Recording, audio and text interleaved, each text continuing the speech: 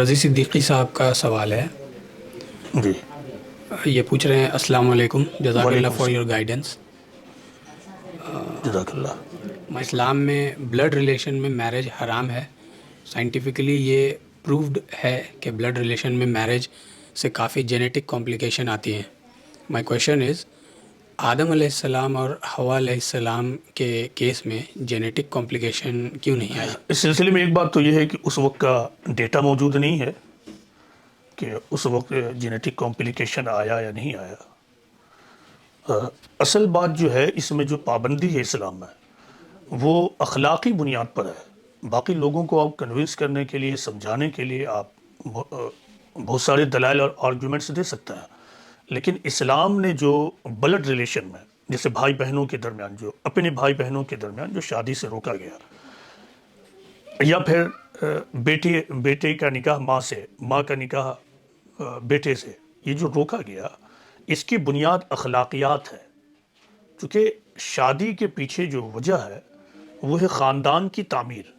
تو جب ایک خاندان کے اندر ہی، ایک گھر کے اندر ہی ایک دوسرے کے درمیان یعنی جو بھائی بہن ہے، یہ جو ریلیشن ہے، تو اسی میں نکاح اور شادی ہونے لگے تو وہ جو تقدس کی ذہنیت ہے اور ایک دوسرے کے درمیان اخلاقیات کا جو مزاج ہے وہ ختم ہونے لگے گا.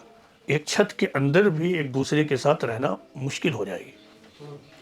تو اسلام میں جو منع ہے وہ اخلاقی بنیاد ہے اصل. چونکہ اسلام ایک خدائی مذہب ہے، اسلامی تعلیمات انسانی تعلیمات نہیں، ہمارا عقیدہ یہی ہے. یہ خدائے رب العالمین یعنی کریٹر آف دی یونیورس کی ٹیچنگ ہے. تو یہ ایک فطری ٹیچنگ ہے. اس کے فائدے آپ کو مختلف جگہوں پر ملیں گے. جیسے یہ سائنٹیفک فائدے کہ یہ بتایا گیا ہے کہ جو کلوزسٹ ریلیشن ہے جیسے بلڈ ریلیشن، تو اس میں شادی بہت بہتر نہیں ہوتی ہے. تو یہ تو ایک فیکٹر ہے، لیکن اصل بنیاد کیا ہے؟ اخلاقیات. جب گھر کے اندر بھائی بہن کے درمیان بھی نکاح کو جائز کر دیا جائے تو پھر تو ایک چھت کے اندر بھی اپنی عزت و آبرو کو بچا کے رہنا مشکل ہو جائے گی.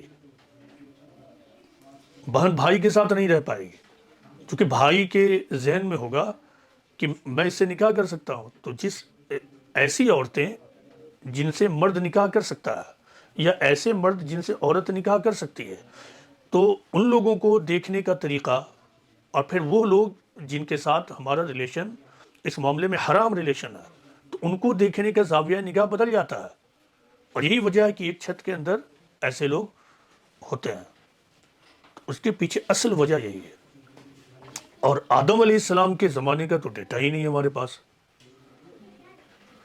دوسری بات یہ ہے، کوئی یہ کہہ سکتا ہے کہ اخلاقی مسئلہ تو اس وقت بھی تھا، لیکن اس وقت چونکہ نسلوں کو بڑھانا تھا تو ابتدائی طور سے اس کی اجازت دی گئی، اور جیسے ہی وہ کام ہو گیا تو پھر اس کو حرام کر دیا گیا، تاکہ اب خاندان بن پائے، فیملی کا فارمیشن ہو پائے.